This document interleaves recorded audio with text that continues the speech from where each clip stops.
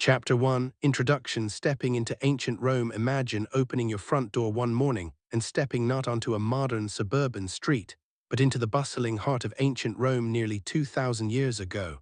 The air is already alive with activity. Merchants call out from market stalls, the sound of iron wheels rattles across stone-paved roads, and thousands of voices blend into a constant chorus of conversation, bargaining, and celebration.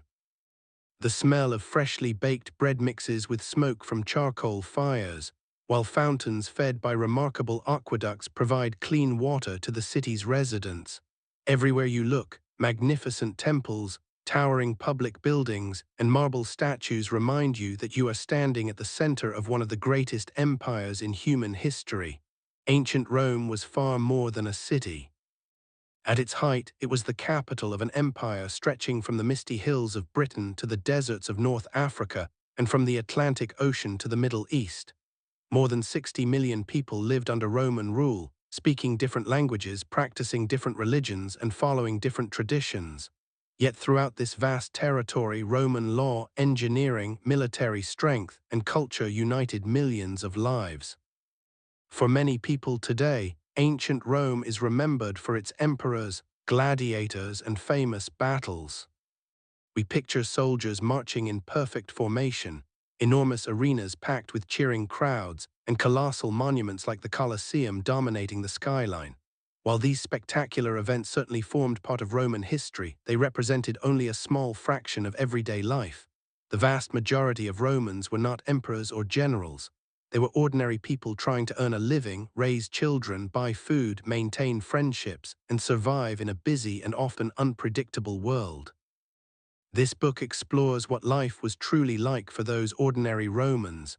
Rather than focusing solely on famous historical events, it steps into the daily routines experienced by millions of people across the empire. What time did they wake each morning? What did they eat for breakfast? How did they earn money? What games did children play? How did they travel without cars or trains? What happened when someone became ill? These questions reveal a civilization that was both surprisingly familiar and remarkably different from our own. One of the most fascinating aspects of Roman society is how modern many of its achievements appear. The Romans built extensive road networks that connected distant provinces with astonishing efficiency.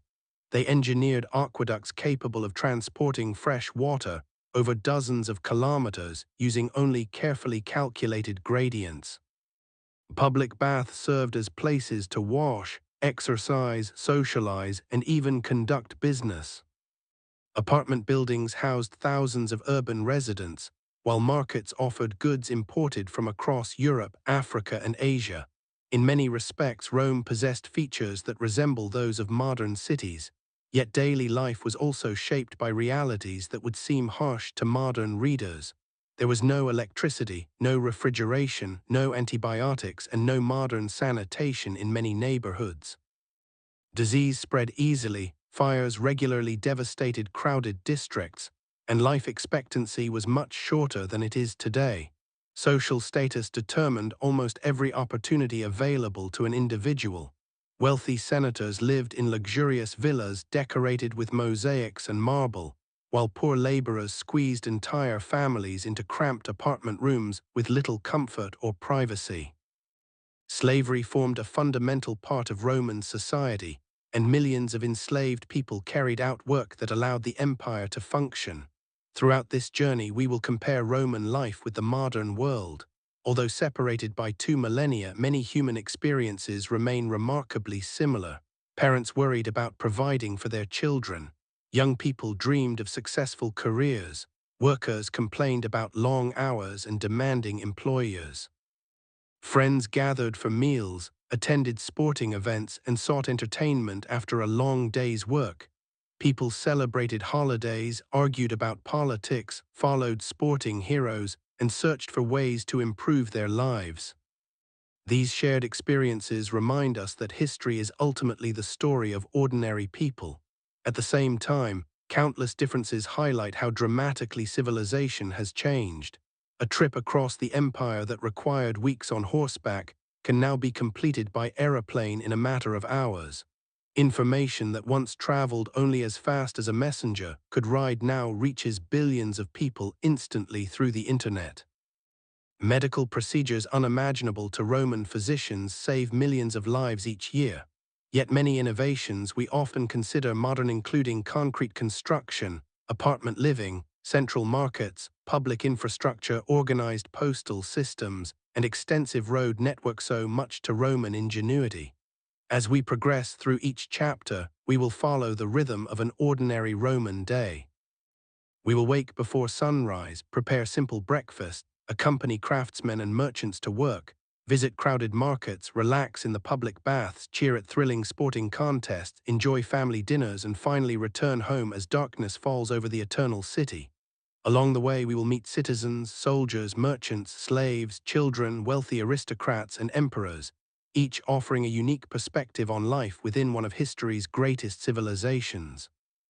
By understanding how Romans lived, not simply how they fought or governed, we gain a deeper appreciation for the foundations of the modern world. Many institutions, technologies, and cultural traditions that shape our lives today have their roots in Roman civilization. Every paved road, courthouse, stadium, public water system, and civic building echoes ideas first developed or refined by the Romans. So imagine that the year is AD 120, during the reign of Emperor Hadrian. The empire stands near its greatest extent, peace and prosperity have settled across much of the Mediterranean, and the city of Rome is home to perhaps 1 million people. The sun is beginning to rise above the rooftops. Bakers are lighting their ovens, merchants are opening their shops, soldiers are changing the night watch, children are preparing for lessons while laborers hurry toward another demanding day. The greatest city in the ancient world is waking, and our journey into everyday life in ancient Rome is about to begin. Chapter 2: Morning in Rome. Homes, families, and daily routines. As the first rays of sunlight crept over the 7 hills of Rome, the greatest city in the ancient world slowly stirred to life. Unlike today, there were no alarm clocks buzzing beside beds or smartphones lighting up with notifications. Instead, Romans woke naturally with the rising sun, accompanied by the sounds of roosters crowing, merchants preparing their stalls, and the distant rumble of carts rolling over the city's cobbled streets.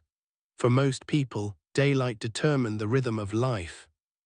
Before electricity, every hour of sunlight was precious, and work often began as early as possible.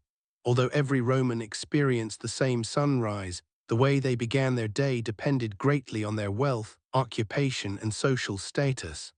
A senator living in a luxurious villa enjoyed a morning that was dramatically different from that of a poor laborer living in a crowded apartment block. Yet despite these differences, families throughout the empire shared many of the same concerns: providing food, preparing for work, raising children, and navigating the busy streets of one of history's largest cities. Waking in the eternal city. Imagine opening your eyes in Rome around AD 120. The city is already alive. If you belong to a wealthy family, you would likely sleep in a private bedroom within a spacious house known as a domus. These elegant homes were designed around an open central courtyard called an atrium. Rainwater collected in a shallow basin known as the impluvium, while sunlight poured through the opening above, illuminating colorful frescoes, marble columns, and carefully arranged statues. Wealthy Romans often decorated their homes with mosaics depicting scenes from mythology, hunting, or nature. Floors were polished, furniture was finely crafted, and servants quietly moved through the house preparing for another busy day. The experience was entirely different for ordinary citizens. Most Romans lived in multi-story apartment buildings called insulae. These structures filled much of the city's residential districts and housed thousands of families. From the outside, they resembled modern apartment blocks, but conditions inside were often far less comfortable. Wealthier tenants could afford apartments on the lower floors, which were easier to access and generally larger. Poorer residents climbed several flights of narrow wooden stairs to reach tiny rooms beneath the roof. These apartments were cramped and crowded. Entire families frequently shared a single room where they cooked, ate, worked, and slept together. Privacy was almost non-existent. Thin walls allowed neighbors to hear conversations, crying babies, arguments, and barking dogs throughout the night. Fires were a constant danger because many buildings were constructed with wooden beams and cooking was often done over open flames. Collapses were also common, particularly in cheaply built apartment blocks. For many Romans, simply surviving in the city required resilience. The Roman family formed the foundation of Roman society. Unlike modern families, Roman households were ruled by the oldest living male, known as the paterfamilias. Under Roman law, he possessed enormous authority over everyone living within the household. His wife, children, grandchildren, servants, and enslaved people were all legally under his control. Although this authority softened in practice over time, particularly among wealthy families, respect for the head of the household remained one of Rome's strongest traditions. A typical Roman family could include parents, children, grandparents, unmarried relatives, freed servants, enslaved workers, and clients who relied upon the family's support. Wealthy households sometimes numbered dozens of people, while poorer families often consisted only of parents and several children squeezed into a single apartment. Children learned from an early age that discipline, obedience, and respect were expected. Boys were generally prepared for future careers in politics, business, farming, or the military, while girls were educated to manage households and prepare for marriage, although wealthier girls often received excellent educations as well. Despite strict family structures, affection between parents and children certainly existed. Archaeological discoveries, personal letters, and gravestones reveal parents grieving deeply for lost children and celebrating important family milestones. Roman families laughed together, celebrated birthdays, mourned loved ones, and worried about the future much as families do today. Getting ready for the day morning routines varied depending on occupation. Wealthy citizens often relied on enslaved servants to help them dress.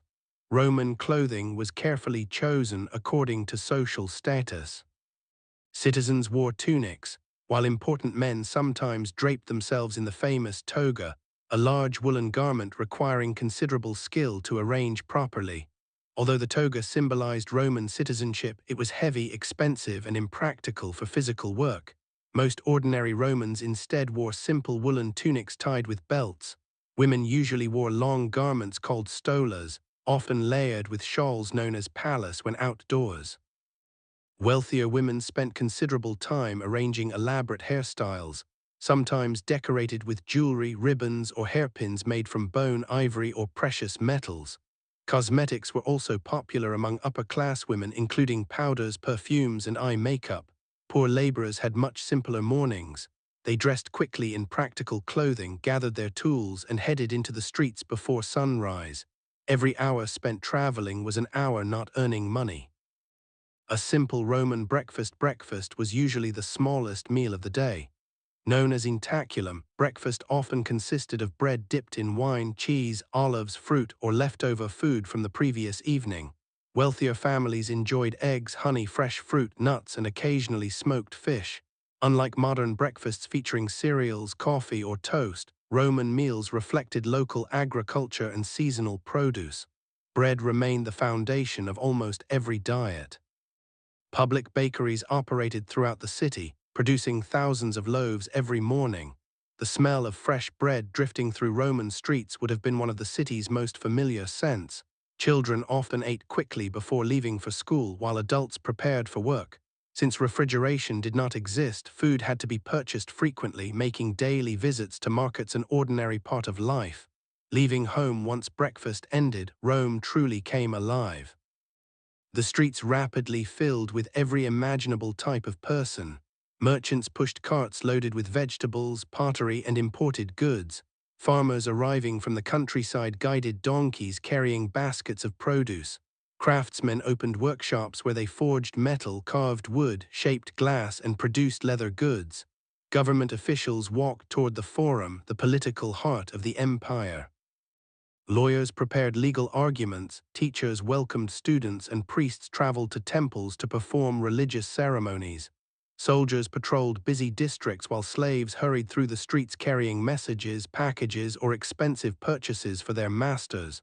The city was astonishingly noisy. Metalworkers hammered iron, animals brayed and barked, vendors shouted prices to passing customers, builders chipped stone for new construction projects. Public fountains splashed continuously, supplying fresh water to neighborhoods throughout Rome. Unlike modern cities filled with engines, the sounds of ancient Rome were entirely human and animal. Every conversation, every hammer strike, and every wagon wheel contributed to the city's unique atmosphere. Morning business for the elite. For wealthy Romans, mornings often began with an important social tradition called the salutatio. Clients, people who depended upon wealthy patrons for financial support or political influence, visited the homes of influential citizens shortly after dawn.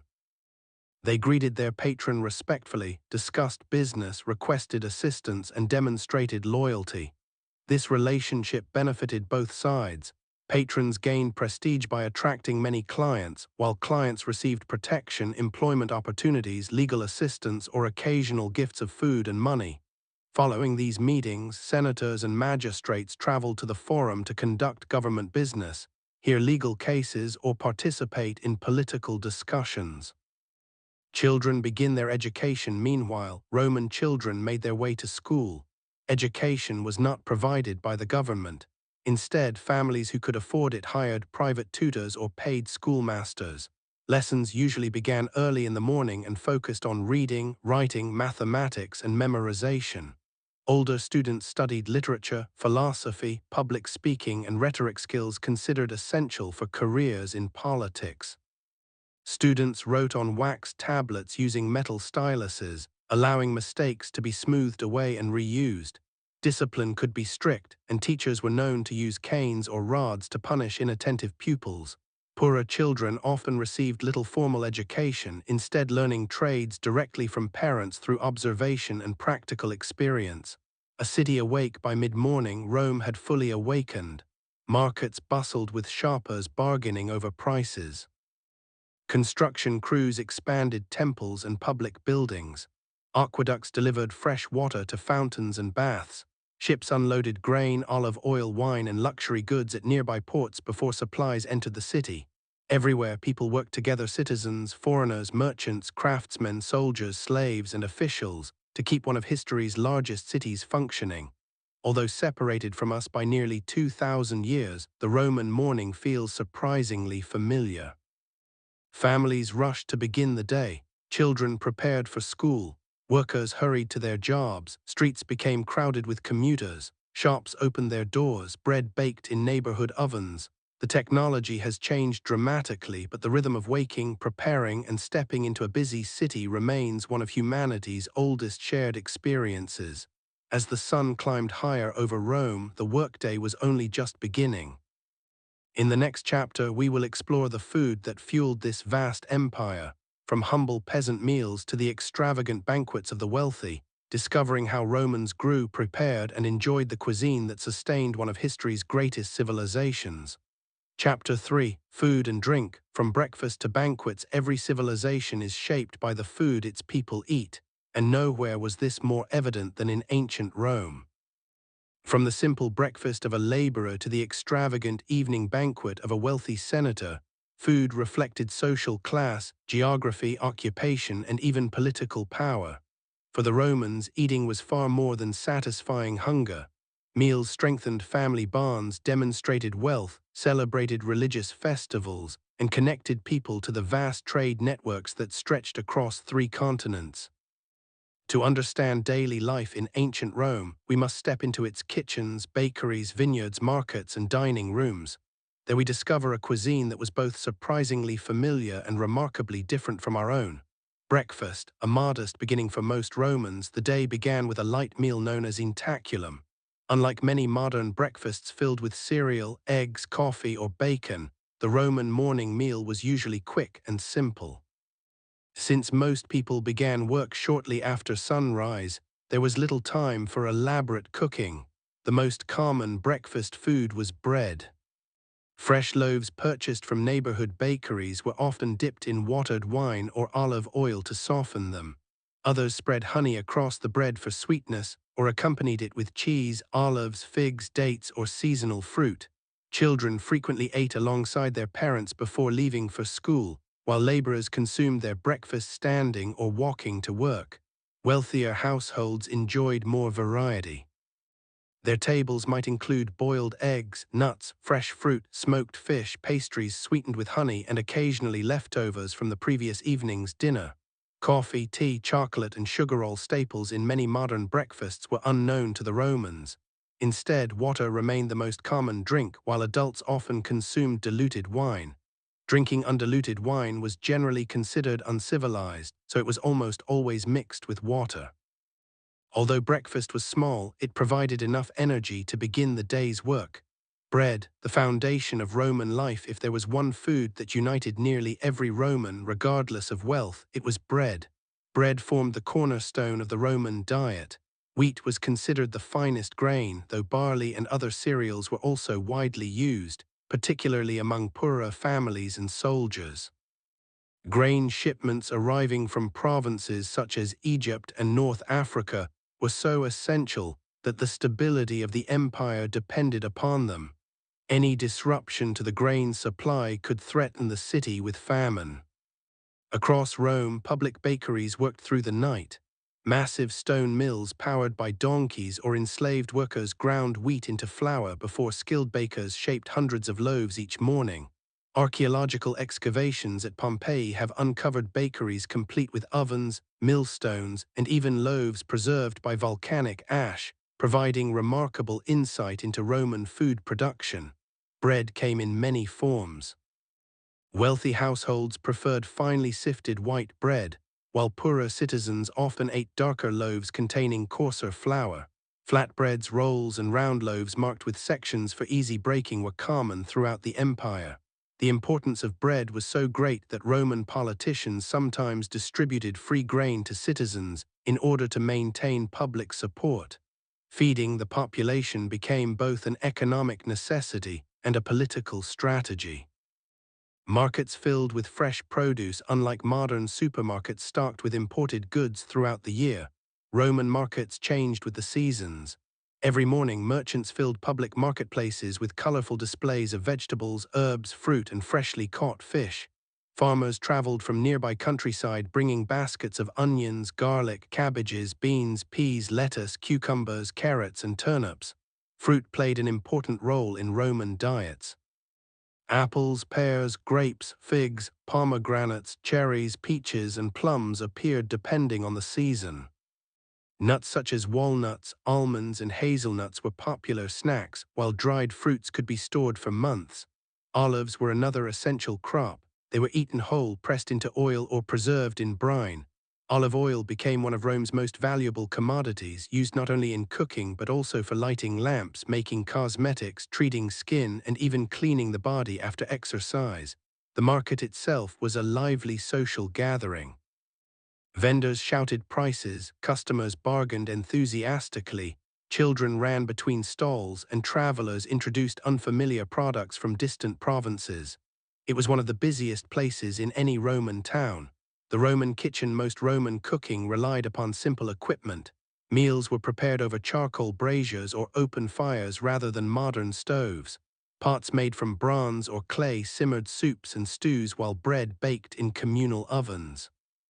Wealthy homes possessed dedicated kitchens staffed by enslaved cooks, whereas poorer families often prepared meals in small cooking spaces or purchased ready-made food from street vendors. Without refrigeration, freshness was essential.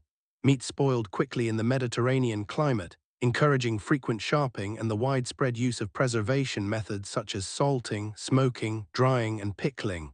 Roman cooks developed impressive skills despite limited technology. They roasted meat, baked fish, boiled vegetables, fried pastries, and prepared sauces using herbs gathered throughout the empire. Lunch on the move, the midday meal known as prandium, was usually informal. Busy workers rarely returned home. Instead, they ate wherever they happened to be. Bread, cheese, olives, fruit, nuts, and cold meat made convenient lunches that required little preparation. Many Romans purchased food from small takeaway shops known today through archaeological discoveries at Pompeii. These establishments featured stone counters with large ceramic jars embedded into them. containing hot stews, beans, grains, wine, or vegetables ready to serve. In many ways, they resembled modern cafes or fast food restaurants. For poorer citizens living in cramped apartments without proper kitchens, these food stalls provided an affordable and practical alternative to cooking at home. Meat, a luxury for many contrary to popular belief, most Romans did not eat large amounts of meat every day. Fresh meat was expensive and therefore more common among wealthy families. Pork was the favorite choice, followed by beef, lamb, goat, and poultry. Chickens, ducks, and geese frequently appeared on the tables of prosperous households. Game animals such as deer, wild boar, rabbits, and birds were prized delicacies. Wealthy Romans even served exotic animals imported from across the empire, including flamingos and peacocks, primarily to impress dinner guests rather than satisfy hunger. Ordinary people consumed meat less frequently, often reserving it for religious festivals or special celebrations. Fish was generally more accessible in coastal regions, while preserved fish products traveled throughout the empire. Garum, Rome's favorite condiment. No discussion of Roman cuisine would be complete without mentioning garum. Garum was a fermented fish sauce made by layering small fish, salt, and herbs before allowing the mixture to ferment under the Mediterranean sun. Although the process produced an extremely strong smell, the resulting liquid became one of Rome's most popular seasonings. Romans poured garum onto vegetables, meat, seafood, eggs, and even fruit. Wealthy families purchased premium varieties produced in famous coastal factories, while cheaper versions remained affordable for ordinary citizens. Modern diners might compare garum to fish sauce used in Southeast Asian cuisine. Though unusual to some tastes, it added rich, savory flavors to many Roman dishes. The grand evening meal, dinner or cena, was unquestionably the most important meal of the day. For working families, dinner marked the end of labor and an opportunity to gather together. Simple meals often included vegetable stew, lentils, beans, bread, cheese, eggs, and occasionally fish or meat. For the wealthy, however, dinner became an elaborate social event that could last for hours. Guests reclined on cushioned couches surrounding low dining tables rather than sitting upright in chairs. Servants continuously presented course after course while musicians performed, poets recited verses, and conversations ranged from politics to philosophy. A lavish banquet might begin with eggs, olives, oysters, salads, and seafood before progressing to roasted meats, poultry, fish, vegetables, pastries, fruit, and sweet desserts flavored with honey. Fine wines imported from celebrated vineyards accompanied each course. The purpose of these banquets extended beyond food. Hosting an impressive dinner demonstrated wealth, influence, education, and generosity. Invitations themselves became symbols of social status. Sweet treats without sugar. Romans enjoyed desserts despite having no refined sugar. Honey served as the primary sweetener in almost every recipe. Cakes, pastries, biscuits, fruits soaked in honey, sweet breads, and cheese-based desserts concluded many meals. Fresh grapes, figs, apples, pears, and dates provided natural sweetness, while nuts were frequently mixed with honey to create simple confections. These desserts were generally less sugary than modern sweets but remained highly prized. Wine, the drink of the empire. Wine occupied an extraordinary place in Roman society. Almost everyone drank wine, although it was usually diluted with water. Vineyards covered large areas of Italy, Gaul, Spain, and other provinces, producing wines of varying quality and price. The wealthy collected famous vintages much as modern enthusiasts collect fine wines today. Meanwhile, ordinary workers drank inexpensive local varieties during meals. Wine also played an important religious role. It featured in festivals, sacrifices, celebrations, and family gatherings. Drinking together strengthened friendships and reinforced social bonds. Children generally drank watered wine or water, while soldiers often received wine as part of their provisions. Dining etiquette. Meals reflected Roman ideas about manners and status. Guests washed their hands before eating, as forks were not commonly used. Food was usually picked up with fingers or cut using knives, while spoons helped consume soups and sauces. Conversation was considered an essential part of dinner, particularly among educated guests. Discussions might cover literature, politics, philosophy, military campaigns, or current events. The seating arrangement itself reflected social hierarchy. Important guests reclined closest to the host, while lower-ranking attendees occupied less prestigious positions. Comparing Roman meals with today, many aspects of Roman dining feel surprisingly familiar. Families gathered around meals, celebrated birthdays with special foods, invited friends for dinner, and enjoyed favorite recipes passed through generations. Yet significant differences remain.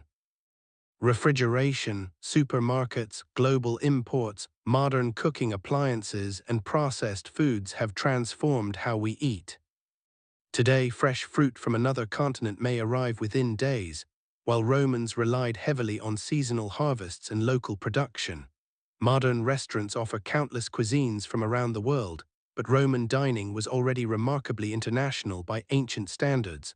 Spices from India, grain from Egypt, olive oil from Spain, wine from Gaul, and fish sauces from North Africa all found their way onto Roman tables through the empire's impressive trade network. Food in ancient Rome was never simply about survival. It reflected culture, identity, wealth, religion, and family life. Every loaf of bread, every cup of wine, and every shared meal helped sustain not only individuals, but also one of the greatest civilizations the world has ever known. As the morning gave way to afternoon and the city continued its relentless pace, millions of Romans returned to work. Farmers tended fields beyond the city walls, blacksmiths hammered glowing iron, merchants negotiated trade deals, teachers instructed eager pupils, and soldiers guarded the empire's frontiers. In the next chapter, we will explore the diverse occupations that kept Rome functioning, revealing what it truly meant to earn a living in the ancient world. Chapter 4: Breakfast and Food Culture. As dawn broke over the city of Rome, life began not with grand feasts or lavish banquets, but with simple meals that reflected practicality, tradition, and necessity. Food was central to Roman society, shaping daily routines, social relationships, religious ceremonies, and even politics. Whether a wealthy senator dining beneath painted ceilings or a laborer eating a piece of coarse bread before heading to work, every Roman's day was influenced by what they ate. Unlike today, when breakfast can range from elaborate cooked meals to quick cups of coffee, Roman mornings were intentionally modest. The day's largest and most important meal would not come until evening. Instead, breakfast served one purpose: providing enough nourishment to begin a long day of work, travel, or study. Understanding Roman food culture means looking beyond recipes. It reveals how the empire fed more than 1 million people in its capital, how trade connected distant provinces, how social class determined diet, and how meals strengthened family and community life. Beginning the day, the Roman breakfast, known as intaculum, was usually eaten shortly after sunrise. Since most people rose with the daylight, breakfast often took place very early. Laborers, merchants, craftsmen, and soldiers needed to begin work before the heat of the Mediterranean afternoon, leaving little time for leisurely morning meals. For many ordinary Romans, breakfast consisted of little more than a loaf of bread. Bread might be dipped in watered wine, drizzled with olive oil, or spread with honey if the family could afford it. Cheese, olives, dried figs, dates, grapes, or nuts often accompanied the meal. Children usually ate with their parents before leaving for school or beginning household chores. Wealthier families enjoyed a greater variety of foods, including boiled eggs, fresh fruit, smoked fish, pastries sweetened with honey, and occasionally leftover meat from the previous evening's dinner. Despite these differences, breakfast remained relatively small regardless of social class. Romans believed that heavy eating early in the day was unnecessary. Energy was conserved for the main evening meal, when families gathered together after completing their daily responsibilities. Bread more than just food. No single food represented Rome more than bread. Bread was not simply something eaten alongside other dishes, it formed the foundation of nearly every meal. Rich and poor alike depended on it for survival. The importance of bread was so great that controlling the grain supply became one of the government's highest priorities. Every day, enormous shipments of wheat arrived from provinces such as Egypt, Sicily, and North Africa. These fertile regions produced vast harvests capable of feeding Rome's enormous population. Fleets of merchant ships crossed the Mediterranean carrying thousands of tons of grain, ensuring that the city did not go hungry. Once unloaded, wheat was transported to mills where large circular stones ground it into flour. Some mills were powered by donkeys walking in circles, while others relied on human labor. Bakers then transformed the flour into hundreds of different types of bread.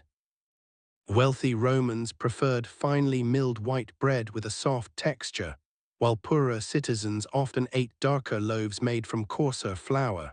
Flatbreads, round loaves, rolls, and seasoned breads filled bakery shelves each morning. Fresh bread was so important that many Romans visited bakeries daily rather than baking at home. The sounds and smells of a Roman bakery. Imagine walking through Rome shortly after sunrise. Before you see the bakery, you smell it. Warm bread drifts through narrow streets, mixing with smoke from charcoal ovens and the earthy scent of freshly ground flour. Inside, bakers have already been working for hours. Dough is kneaded by hand, shaped into loaves and placed into enormous brick ovens glowing with heat. Millstones turn continuously as donkeys slowly walk in circles, grinding grain into flour. Apprentices carry baskets of finished bread to waiting customers while neighbors gather to exchange news. For many Romans, the bakery served as much more than a place to buy food. It functioned as a meeting place where people discussed politics, military campaigns, sporting events, and local gossip. Just as modern cafes often become community gathering spots, Roman bakeries played an important role in neighborhood life. The importance of olive oil. If bread formed the foundation of Roman cuisine, olive oil was its lifeblood. Olive groves covered hillsides across Italy, Spain, Greece, and North Africa. Every autumn, olives were harvested and pressed using heavy stone mills that extracted golden oil. Olive oil appeared in nearly every Roman kitchen. It was poured over bread, mixed into vegetables, used for frying food, and added richness to countless recipes. Its importance extended well beyond cooking. Romans burned olive oil in lamps to illuminate homes after sunset. Athletes coated their bodies with oil before exercising. Bathers cleaned themselves by applying oil and scraping it away with curved metal tools called strigils. Physicians used olive oil in medicines, while perfumers blended it with fragrant herbs. Few products in Roman society proved as versatile. Honey, nature's sweetener. Modern kitchens are filled with refined sugar, chocolate spreads, syrups, and artificial sweeteners. None of these existed in ancient Rome. Instead, honey served as the empire's primary source of sweetness. Beekeeping flourished throughout the Roman world. Honey sweetened bread, cakes, pastries, sauces, wine, fruit, and desserts. It was even mixed into medicines because Romans believed it possessed healing properties. Children particularly enjoyed honey-covered bread, making it one of the few treats available to families across different social classes. Because sugarcane was largely unknown in the Mediterranean, the natural sweetness of honey held enormous value. Fruit. Throughout the empire, the Roman Empire stretched across numerous climates, providing access to an astonishing variety of fruit. In Italy alone, orchards produced apples, pears, cherries, plums, peaches, apricots, and grapes. Southern provinces supplied dates, figs, pomegranates, citrus fruits, and melons. Fresh fruit often appeared at breakfast, while dried fruit served as convenient food during travel or military campaigns. Grapes occupied a particularly important place in Roman agriculture. Some were eaten fresh, others dried into raisins, and millions more were pressed into wine. Fruit symbolized both health and prosperity. Wealthy families displayed colorful bowls of fresh produce during banquets to impress guests, while poorer households treasured seasonal harvests that added variety to otherwise simple diets. Street food in ancient Rome, contrary to popular imagination, many Romans rarely cooked at home. Apartment buildings often lacked proper kitchens, making cooking difficult and dangerous. Instead, countless citizens relied on street vendors selling ready-made meals. Throughout Rome, small food shops lined busy streets. Customers could purchase bowls of vegetable stew, lentils, beans, sausages, fish, bread, pastries, olives, or hot wine. Archaeologists have uncovered dozens of these establishments in Pompeii, complete with stone counters and large ceramic containers designed to keep food warm. These shops functioned much like modern takeaway restaurants. Busy workers grabbed meals before returning to their jobs, travelers purchased food during journeys, and neighbors gathered to eat together while discussing the day's events. Fast food, it seems, is far older than many people imagine. Food and social status. Food revealed far more than hunger. It displayed wealth.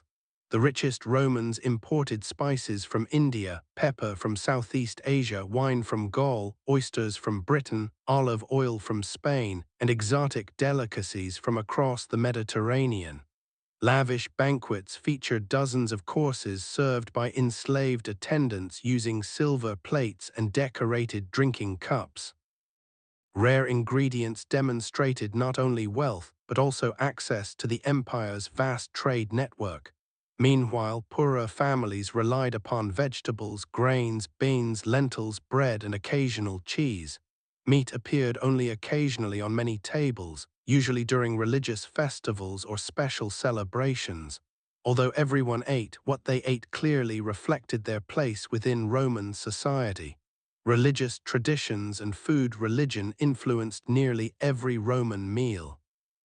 Before eating, many families offered small portions of food or wine to household gods known as the lares and penates. Small household shrines stood inside many homes where prayers were offered each day. Large public festivals also revolved around food. Animals sacrificed to the gods were often shared among worshippers after religious ceremonies, allowing ordinary citizens to enjoy meat that might otherwise have remained unaffordable. These communal feasts strengthened both religious devotion and community bonds. Seasonal eating without refrigeration or rapid transport, Romans naturally ate according to the seasons. Spring brought fresh vegetables. Summer offered grapes, melons, peaches, and figs. Autumn provided olives, apples, pears, walnuts, and the annual grape harvest. Winter relied more heavily on preserved foods including dried fruit, salted meat, smoked fish, pickled vegetables, grains, and stored legumes. This seasonal rhythm connected Romans closely to agriculture. Unlike many modern shoppers who expect strawberries in winter or tropical fruit year-round, Roman diets constantly changed with nature's calendar. Food as community. Perhaps the most remarkable aspect of Roman food culture was not the recipes themselves, but the role meals played in everyday life. Families gathered whenever possible to share food. Neighbors exchanged ingredients. Merchants discussed business over bread and wine. Political alliances formed during banquets. Religious festivals united entire communities through shared feasts. Even soldiers stationed thousands of kilometers from Rome recreated familiar meals whenever supplies allowed, preserving a sense of home despite serving on distant frontiers. Food connected every level of Roman society. A comparison with modern breakfast culture. Modern breakfasts often reflect speed and convenience. Many people eat cereal before work, grab coffee on the way to the office, or skip breakfast entirely. Supermarkets provide foods from every continent regardless of season, while refrigerators preserve ingredients for weeks. Romans lived differently. Their breakfasts were simpler, their ingredients fresher, and their diets closely followed the agricultural calendar. Bread came from neighborhood bakeries each morning. Fruit depended on the season. Water, wine, and olive oil replaced coffee and soft drinks. Yet despite 2,000 years of technological progress, one thing has remained remarkably constant. Families still gather around breakfast tables. Fresh bread remains one of humanity's favorite foods. Markets continue to bring communities together. Meals still create memories, celebrate important occasions, and strengthen relationships. The Romans may not recognize our kitchens or supermarkets, but they would instantly understand the comfort of sharing breakfast with family before beginning another busy day. As the final crumbs of bread disappeared and the streets of Rome filled with workers, students, merchants, and soldiers, the city entered its busiest hours. Every profession played a role in maintaining the empire, from farmers harvesting wheat to blacksmiths forging tools and legionaries guarding distant frontiers. In the next chapter, we will follow these men and women into their workplaces to discover how millions of Romans earned their living and contributed to one of history's greatest civilizations. Chapter 5. Children and Education. As the morning sun climbed higher over the rooftops of Rome, the city's streets became increasingly crowded. Merchants arranged their goods, blacksmiths struck glowing iron with heavy hammers, and government officials made their way toward the Forum. Among the growing crowds were thousands of children beginning another day of learning. Childhood in ancient Rome was both familiar and very different from our own. Roman children laughed, played games, argued with siblings, and dreamed about their futures much as children do today. Yet they also lived in a world shaped by strict discipline, high mortality rates, rigid social classes, and expectations that they would quickly become productive members of society. From the moment they were born, a Roman child's future was influenced by family status, wealth, gender, and citizenship. Education was highly valued by many Romans, particularly among the upper classes. They believed that a well-educated citizen could become a skilled politician, successful merchant, respected lawyer, or capable military officer. At the same time, many children never attended school at all, instead learning practical skills by working alongside their parents. To understand Roman society, we must first understand how its youngest citizens were raised. The birth of a Roman child life in ancient Rome was uncertain from the very beginning. Without modern medicine, childbirth was dangerous for both mother and baby. Many infants did not survive their first year, and disease remained a constant threat throughout childhood. Because of these risks, Roman families celebrated the successful birth of a healthy child with great joy. Several days after birth, families held a naming ceremony. Relatives gathered to welcome the newest member of the household, and small religious rituals were performed to seek the protection of the household gods. Wealthier families often invited friends and clients to celebrate the occasion, while poorer families marked the event more simply.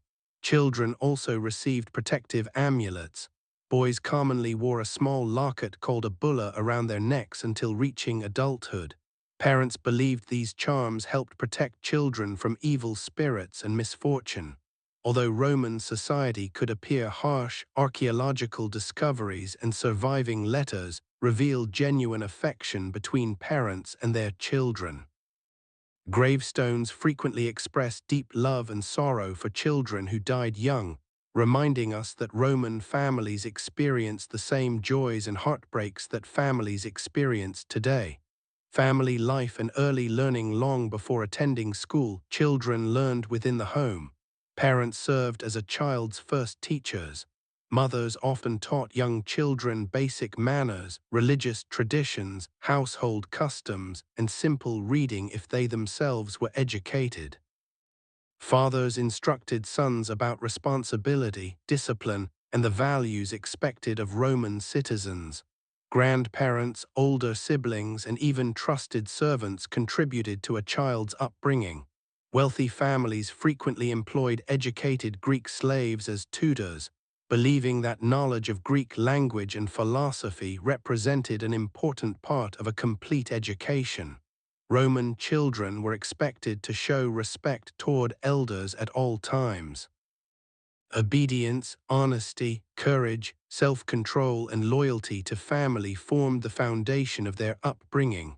Unlike many modern households that encourage children to express themselves freely, Roman parents often emphasized discipline above all else.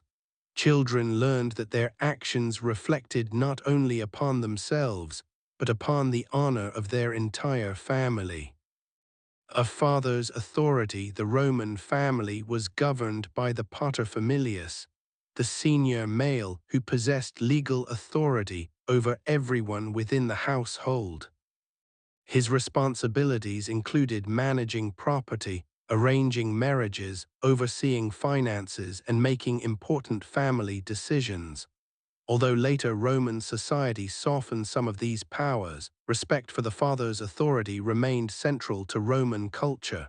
Children were expected to obey without argument. Good behavior reflected honor upon the family, while disobedience could bring shame. Despite this strict structure, fathers often took great pride in educating their children. Wealthy fathers encouraged sons to accompany them to political meetings, courts, and public speeches, providing practical lessons about leadership and public life. Who went to school? One of the greatest differences between ancient Rome and today was that education was not compulsory.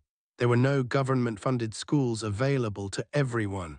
Instead, education depended largely on wealth. Children from wealthy families usually attended school or studied with private tutors. Middle-class families often sacrificed considerable income to educate their children, believing education offered opportunities for advancement. Poor families frequently could not afford formal schooling. Instead, children learned trades directly from parents. A blacksmith's son learned metalworking, while a farmer's daughter learned agricultural skills. Apprenticeship formed an important part of Roman education for countless ordinary citizens. Enslaved children rarely received formal education unless they served wealthy households where literacy increased their value. Consequently, educational opportunities varied enormously across Roman society. Entering the classroom, a Roman classroom looked very different from a modern school. Lessons often took place in rented rooms, open courtyards, covered walkways, or even beneath the shade of public buildings. Dedicated school buildings were relatively uncommon. Students arrived carrying wax tablets, writing styluses, and sometimes rolls of papyrus. There were no desks arranged in neat rows. Children usually sat on simple stools or benches surrounding the teacher. School days began early, shortly after sunrise, and often continued until late afternoon with only brief breaks. Teachers expected complete attention. Classrooms could be noisy as students recited lessons aloud simultaneously. Memorization formed the heart of Roman education, and repetition remained one of the primary teaching methods. Learning to read and write, the first goal of Roman education, was literacy. Students learned the alphabet before progressing to simple words and sentences. Writing was practiced using wax tablets, reusable writing surfaces covered with soft wax. Students scratched letters into the wax using pointed metal styluses and simply smoothed the surface flat whenever mistakes were made. Those who advanced further copied passages onto expensive papyrus using ink and reed pens. Reading instruction often relied upon famous works of literature. Even young students encountered stories from mythology, heroic legends, and celebrated Roman history. Literacy opened doors to government service, commerce, military leadership, and political careers. making it one of the most valuable skills a Roman child could acquire. Mathematics and practical knowledge. Roman mathematics focused less on abstract theory and more on practical application. Students learned arithmetic needed for business, trade, taxation, architecture, and engineering. They calculated prices, measured land, counted goods, and solved commercial problems. Roman numerals, while familiar today, made complex calculations challenging compared with modern mathematical notation. Merchants frequently relied on counting boards resembling simple abacuses to perform calculations more efficiently. Education emphasized usefulness above curiosity. Knowledge existed to solve practical problems encountered throughout daily life. Studying literature. As students grew older, literature became increasingly important. They read the works of famous Roman writers such as Virgil, Horace, and Ovid, as well as Greek authors including Homer. Teachers expected students not merely to read but to memorize lengthy passages and explain their meanings. Literature taught language, morality, patriotism, and cultural identity simultaneously. Students discussed heroic characters, famous battles, mythical adventures, and historical figures whose actions demonstrated virtues admired by Roman society. These stories shaped how young Romans understood courage, honor, justice, and leadership. The art of public speaking. Perhaps no subject received greater attention than rhetoric. Romans believed that the ability to speak clearly and persuasively represented one of the highest achievements of an educated citizen. Older students practiced delivering speeches before classmates.